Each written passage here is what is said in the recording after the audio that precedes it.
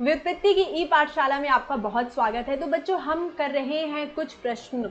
तो चलिए, किसी भी प्रश्न को पहले करने से पहले इससे थोड़ा समझते हैं। यह जो डायग्राम यहाँ पे आपको दिया गया है, इसका अर्थ क्या है? यह एक एनर्जी डायग्राम है, जहाँ पर आपको बताया जाता है कि जो इलेक्ट्रॉन है पहले 1s कक्षक में जाएगा, अगर आपके पास यह 1s कक्षक है। फिर आती है बात 2s कक्षक की, फिर बात आती है 2p कक्षक की।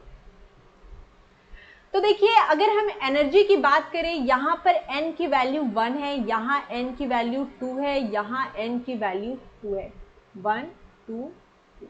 अगर हम L की बात करते हैं तो यह 0 होगा, यह भी 0 होगा, पर यह 1 होगा। जैसा कि हम जानते हैं L S P D F, S के लिए L की वैल्यू 0 1 2 और 3 होती है। अगर हम यहाँ पर n प्लस L का मान निकालें तो 1 आएगा, n प्लस L का मान इसके लिए 2, और यहाँ पर n प्लस L का मान 3 आएगा। n प्लस L का मान ज़्यादा होने का अर्थ क्या है? अगर इसका मान ज़्यादा है, इसका अर्थ क्या है? ऊर्जा ज़्यादा है।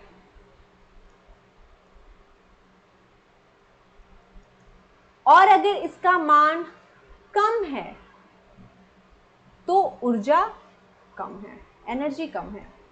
तो ये चीज़ हम यहाँ पर समझते हैं। तो अगर हम आपसे पूछे कि बताइए 1s और 2s या 2p कक्षक में किसकी एनर्जी कम होगी, तो 1s की एनर्जी कम होगी। तो ये चीज़ हम समझते हैं। तो अगर हमारे पास इलेक्ट्रॉन आएगा तो पहले वह जाएगा 1s कक्षक में, फिर वह जाएगा 2s कक्षक में। अगर हमारे पास इलेक्ट्रॉन आएगा तो वह पहले जाएगा 1s कक्षक में। अब एक और चीज याद रखनी है कि s कक्षक में मैक्सिमम अधिकतम कितने इलेक्ट्रॉन जा सकते हैं? 2 इलेक्ट्रॉन अधिकतम, और p कक्षक में टोटल 6 इलेक्ट्रॉन जाते हैं, d में टोटल 10 इलेक्ट्रॉन जाते हैं। तो आइए इस प्रश्न को करते हैं। इस प्रश्न में पूछा जा रहा है कि कक्षक रेखा चित्र जिसमें ऑफबो के सिद्धांत का उल्लंघन हो रहा है, बताइए कौन सा है। तो देखिए, सबसे पहले हम देखते हैं 1s, और ये होगा हमारा, मान लीजिए यह s कक्षक है, ये आपका एक p कक्षक है, यह आपका s कक्षक है, p कक्षक है, s p s p। तो यहां पर हम क्या देखेंगे कि s कक्षक की ऊर्जा कम होगी, यहां पर s कक्षक की ऊर्जा कम होगी। अगर हमारे पास 1s होता और हमारे पास अगर 2p होता, तो अगर हम यहाँ पर n प्लस L का मान निकालें तो 1 आएगा, और यहाँ पर n प्लस L का मान 3 आएगा। मतलब जो p कक्षक वाला होगा उसकी ऊर्जा ज़्यादा होगी, इसकी ऊर्जा ज़्यादा है। तो सबसे पहले इलेक्ट्रॉन यहाँ आएगा। उसके बाद हम यह भी जानते हैं कि s कक्षक में अधिकतम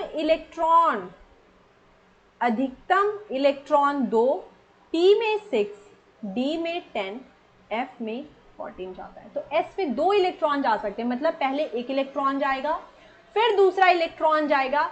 जब तीसरे इलेक्ट्रॉन की बारी आएगी तब वह यहाँ आएगा। तो यहाँ अगर हम देखें अपने सारे ऑप्शंस को, तो यहाँ ऑप्शन बी हमें उल्लंघन करता हुआ दिखाई दे रहा है, क्योंकि s कक्षक में जगह होने के बावजूद वह इलेक्ट्रॉन p कक्षक में चला गया। तो यहाँ पे ऑप्शन बी हमारा करेक्ट होगा। या ऑफबो के नियम को फॉलो करना चाहिए। इलेक्ट्रॉन पहले सबसे कम ऊर्जा वाले उपलब्ध कक्षक में जाते हैं, या ऑफबो का नियम है, उनको भरने के बाद ही वह उच्च ऊर्जा वाले कक्षकों को भरते हैं।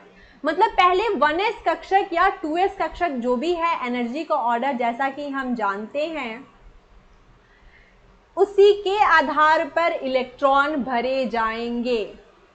तो इसे बहुत अच्छे से इन सभी प्रश्नों को करिए और सॉल्व करते रहिए। Thank you so much.